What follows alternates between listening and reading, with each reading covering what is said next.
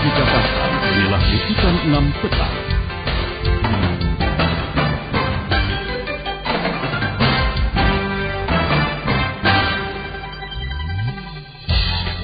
Demo menolak rencana kenaikan harga BBM terus berlanjut bahkan cenderung anarkis.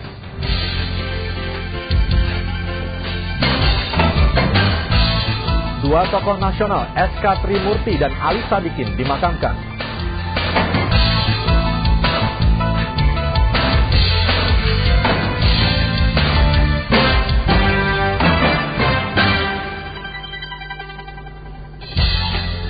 Selamat petang saudara, saya Aryo Ardi menjumpai Anda dalam liputan 6 petang yang juga akan kami lengkapi dengan persidangan kasus suap jaksa yang menangani kasus BLBI dan juga berita tentang mantan Duta Besar Indonesia untuk Malaysia dan juga mantan Kapolri Rusdi Harjo yang didakwa hukuman 2,5 tahun penjara.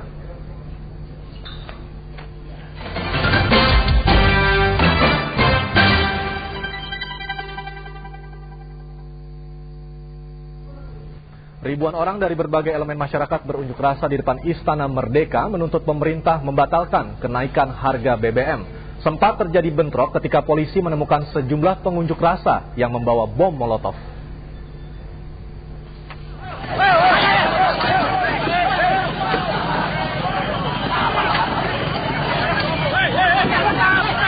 Bentrokan ini terjadi ketika polisi berusaha membubarkan paksa para pengunjuk rasa. Polisi mencurigai sejumlah pengunjuk rasa membawa bom Molotov yang membahayakan keamanan.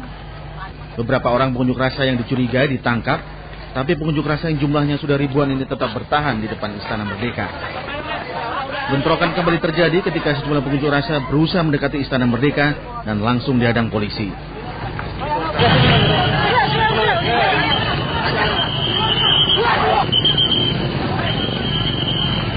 Ribuan pengunjuk rasa yang berasal dari berbagai elemen masyarakat ini menuntut pemerintah membatalkan kenaikan harga BBM. Sekitar 500 personel keamanan menjaga ketat unjuk rasa ini. Kendaraan water cannon atau penyemprot air juga disiagakan di depan istana tempat presiden berkantor.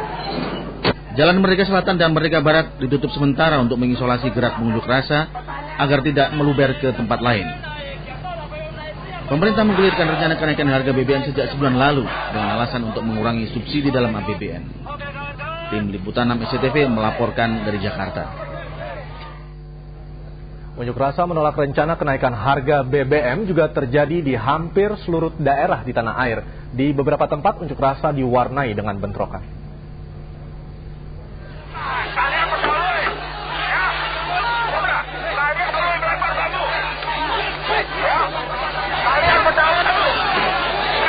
Bentrokan ini terjadi saat berlangsung unjuk rasa menolak rencana kenaikan harga BBM di depan Gedung Agung Yogyakarta. Pengunjuk rasa bentrok dengan polisi yang sebenarnya mencoba mengamankan keributan antar sesama pengunjuk rasa. Tidak terima dengan tindakan polisi ini, pengunjuk rasa melempari polisi yang dibalas dengan penangkapan. Bentrokan pun akhirnya tidak terhindarkan. Di Makassar, Sulawesi Selatan, ratusan pengunjuk rasa melakukan aksinya di berbagai tempat untuk kemudian berpusat ke depan rumah Wakil Presiden Yusuf Kala di Jalan Haji Bau. Mereka menyerukan penolakan rencana kenaikan harga BBM karena hanya membuat masyarakat semakin menderita. Karena itu mereka bertekad akan terus melakukan unjuk rasa sampai rencana kenaikan harga BBM dibatalkan. Di Padang, Sumatera Barat, ribuan mahasiswa dari berbagai elemen berunjuk rasa di depan kantor DPRD Sumbar. Mereka menolak kenaikan harga BBM.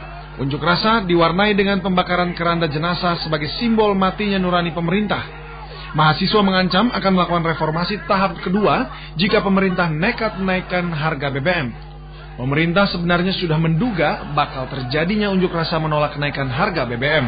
Namun, pemerintah berdalih keputusan ini merupakan keputusan terakhir yang harus diambil. Gelombang unjuk rasa menolak rencana kenaikan harga BBM semakin tidak terkendali. Di Jember, Medan, dan Palembang, ribuan mahasiswa yang merasa aspirasinya tidak tertampung berusaha merusak pagar DPRD dan kantor Pemda setempat.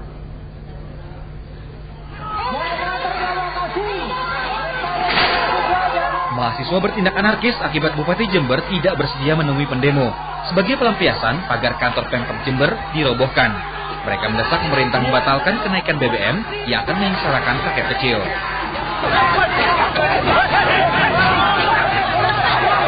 Dalam aksi demonstrasi di Malang, 2 orang pengunjuk rasa ditangkap setelah terjadi bentrokan antara pengunjuk rasa dengan polisi. Aksi puluhan mahasiswa yang bergabung dengan para buruh ini sejak awal memang memancing kemarahan polisi untuk bertindak tegas. Di Medan, ribuan mahasiswa yang berunjuk rasa di gedung DPRD Sumut terpaksa melakukan aksi dorong dengan polisi. Mahasiswa membawa peti mati yang melambangkan matinya Nurani dan mendesak agar pejabat memotong gajinya untuk menghemat pengeluaran negara.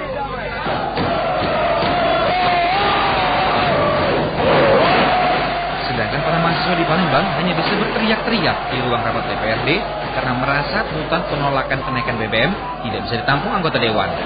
Beragam cara memang ditunjukkan untuk menentang rencana kenaikan BBM. Tetapi pemerintah telah menyebut ini adalah opsi terakhir di tengah melambungnya harga minyak dunia.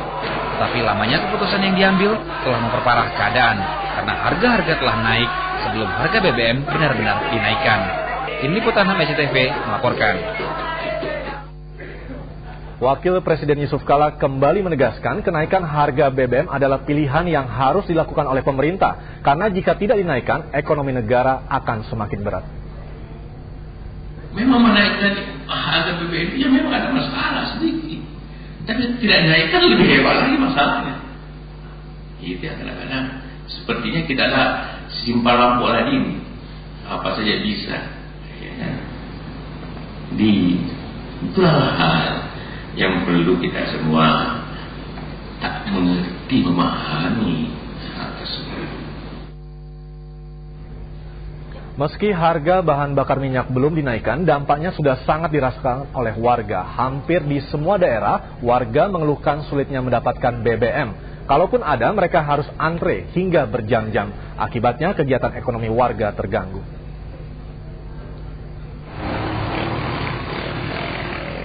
Antri lagi. Inilah pekerjaan rutin warga Bengkulu sejak pemerintah berencana menaikkan harga BBM. Antrian di SPBU mencapai 5 km. Antrian terpanjang terjadi di 3 kabupaten, Rejang Lebong, Kepahyang, dan Bengkulu Utara. Hari ini itu antriannya agak lumayan panjang. Sampai berapa jaman kalau antri?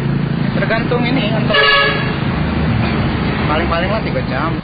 Di Serang, Banten, sejak SPBU membatasi pembelian dengan jerigen, para nelayan dan pengecer kesulitan mendapatkan BBM. Untuk membeli, mereka harus menunjukkan surat keterangan dari instansi terkait. Tanpa itu, jangan harap bisa mendapat BBM. Sana tuh nggak ada pom bensin. Dan di sini dijatah sekarang, Pak? Dijatah 100 per orang, per minggu lagi. Itu gimana, Pak, menurut Bapak? Susah. Kesulitan mendapatkan BBM juga dirasakan warga Kupang, Nusa Tenggara Timur. Dari 7 SPBU yang ada, hanya 1 yang masih mempunyai stok. Sulitnya memperoleh BBM ini telah mengganggu aktivitas ekonomi warga. Kelangkaan BBM di sejumlah daerah terjadi karena Pertamina mengurangi pasokan. Selain untuk pengendalian, pembatasan juga untuk menghindari penimbunan. Tim Liputan SCTV melaporkan. Kantor-kantor kelurahan di Jakarta hari ini mulai melakukan verifikasi data BPS mengenai penerima dana bantuan langsung tunai. Tetapi seperti yang telah diduga, data tersebut sudah tidak akurat dan jumlah orang miskin jauh lebih banyak dibandingkan data BPS. Trauma BLT pada tahun 2005 juga masih dirasakan kepala desa. Data yang bantuan BLT nanti dapat ya. Inilah yang dilakukan petugas Kelurahan Kebonjeruk, Jakarta Barat untuk memastikan warganya terdata dan layak menerima BLT. Dari data BPS di Kelurahan Kebonjeruk terdaftar 426 warga miskin layak menerima BLT. Kenyataannya jauh lebih banyak. Yang disusahkan banyak masih. Cuman itu pada nggak dapat. Tadi saya ajuin waktu dana yang apa itu BBM itu ya. Saya pernah ajuin tapi kagak keluar, Pak. Hal inilah yang juga dialami Sukiat, warga miskin di Pisangan, Jakarta Timur ini, dipastikan tidak menerima dana BLT. Data BPS di Kelurahan Pisangan hanya 104 warga layak menerima BLT. Namun menurut Ketua RW, data ini jauh dari kenyataan. Banyak sekali yang memang belum terdata. Karena data yang dulu pun itu pihak kelurahan itu tidak pernah ikut campur, RW tidak pernah ikut campur, RT tidak pernah ikut campur. Ketidaksiapan dan kekhawatiran yang sama yang dirasakan petugas kantor pos di Jakarta. Saya diumumin tanggal 23, ntar kalau tanggal 23 pada jerbuk sini kan bingung target. Tidak hanya di Jakarta, trauma BLT juga dialami Kepala Desa Kasegran, Banyumas, Jawa Tengah. 2005 lalu ia sempat diintimidasi dan diancam warga yang tidak menerima BLT. Trauma ini atas peristiwa tahun 2005. Jadi kami banyak diintimidasi masyarakat yang tidak menerima BLT, padahal kami selaku pelayan di masyarakat sudah maksimal. Potensi konflik yang dikhawatirkan kepala desa bukan berarti akan merubah rencana pemerintah yang tetap menggunakan data lama. Hanya bagi 19,1 juta warga miskin BLT dibagikan, kendati orang miskin diduga makin bertambah. Tim Liputan Indonesia TV melaporkan dari Jakarta dan Banyumas, Jawa Tengah.